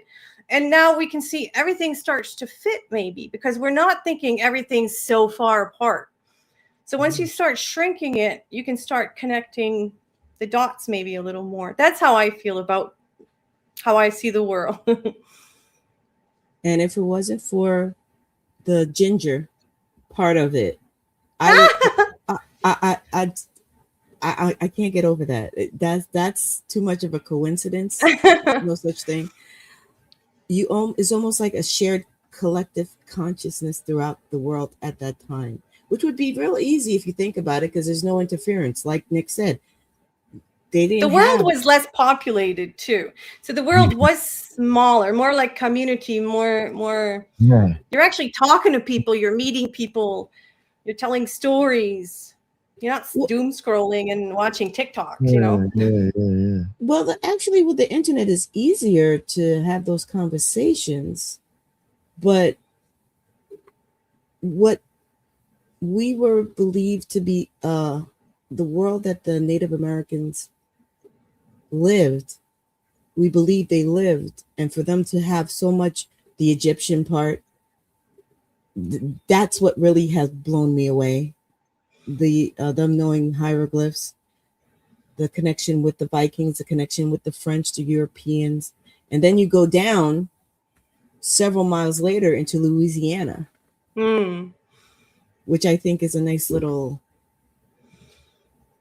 interesting deep dive too, because I don't think that tribe was the only tribe that accumulated there either. That'd be fun to find out too. What was that, Nick? Yeah, they're both French influenced areas too. Mm-hmm. True. Yeah, I think France has so much more influence over the entire history of the world than we give it credit for. Yeah. So I even think that was like even the part of the whole crap going on at the Olympics. You know, I do think that's why there was a big ceremonial type thing going on, because I do which Olympics are you talking about? At the France one? Yeah. Yeah, I think that's why that was once, in my opinion, was very occult, and I think it's because they're making they had Smurfs too. They had Smurfs. A point. Well, they had this guy dressed in blue. He kind of looked like a Smurf. Get that full circle. France and Smurfs, we tied it all in. Holy shit, we cracked the matrix. Actually, Nick, if you want to hit the button, there's one more slide, I think. All right, awesome. We'll finish it up with this one. So this is the side-by-side I was telling you about earlier with the Templar and the Micmac, where they're just mirrored of each other. And just some examples of the Maltese flag and all that stuff. So that is the end, my friend. That is wild, though. That is the end for now. There's too much to look at into this. Yeah. It's been fun, though. It's been a lot of fun putting this together and researching it. Yeah. That was Thank great. you, Nick. No, thank you. No, thank you. That was fucking awesome. I had a blast. Yeah, I had fun. Definitely some weird shit in there. Well, you don't got to believe everything, but, you know, if it's fun, it's fun. It's not the belief part. Is you were able to connect the dots as best you can. That's how I see it. Yeah. For me, it's all connected. Like I was saying at the beginning of it, my opinion that I do think, you know, occult orders or occult-minded people have swapped symbolism. And the Micmac world was magicians also.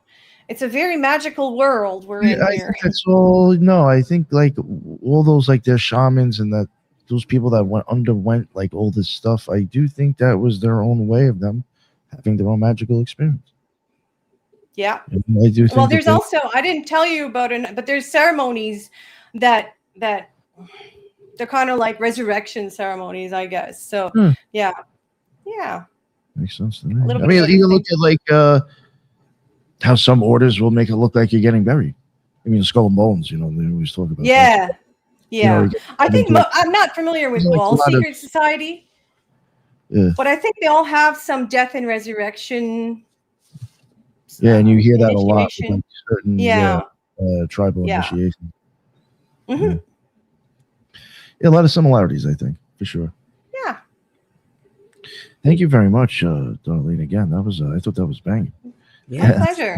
Yeah, right, Judith? That was fucking awesome. I haven't had a show in a long time like that. Yeah, you ever get an itch to cover something else, please just let me know. I'll be all right for a while. But don't tempt me because you never know. Was there anything that you wanted to promote, or I mean, you don't really have anything, right? Me, no. I got nothing. I'm nobody. She just put together a future research paper, though. Yeah, right. Yeah. Actually, you know what I was thinking about doing this summer is going to see some of these places because I'm right here, right? I'm in the Maritime, so I'm thinking about going to see and revisit some of these places with new eyes. That'd be cool as hell. Nice. Yeah. It'd be awesome to actually go see the place. Yeah. The mound, especially. I'd like to go see that. Good for you. Make it happen. All right. Judith, you want to let everybody know what's up with you? First, this was a blast. Hell yeah. Darlene, thank you. Like I didn't have enough rabbit holes to go down, but thank you for giving me more. And for everybody else, you can find me at YouTube and on X as Zaloon, and you can find me on Spreaker for my podcast. And thank you again. No, thank you, Judith. That was fun. Had a blast tonight.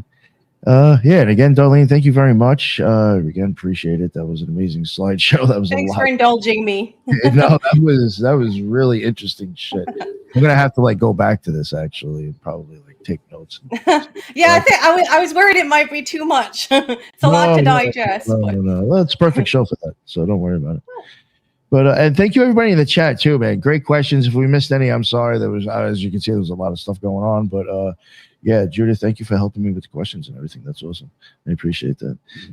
And yeah, again, people, if you ever got them, throw them up on this, throw them up, and we'll try to get to them. And that's the end of another Occult Rejects. And until the next one, everybody be well. Later.